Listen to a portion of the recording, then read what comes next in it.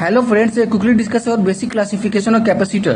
So capacitor value is mainly classified in two types. First one is fixed capacitor, second one is variable capacitor.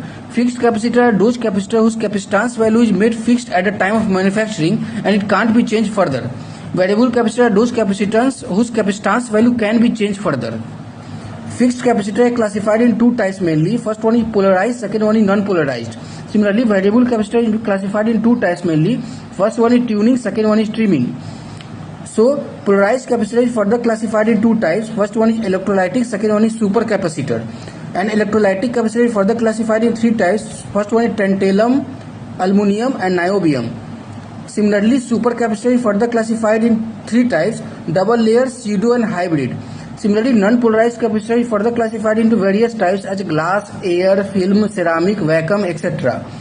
Similarly, trimming capacitor is further classified into two types: air trimmer, ceramic trimmer. Thank you. Hello friends, I will quickly discuss about basic classification of resistors.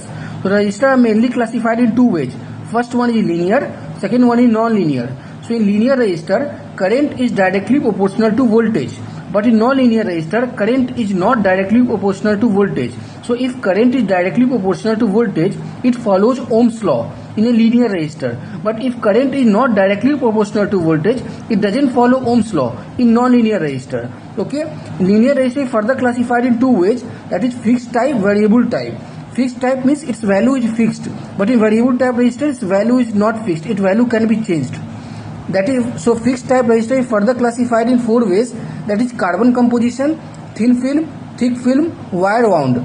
Variable resistor is further classified in two ways, that is potentiometer, trimmers, or we can add one, that is rheostat. Okay, in non-linear resistor it's further classified in four ways: thermistor, LDR, light dependent resistor, photoresistor, varistor. Thank you.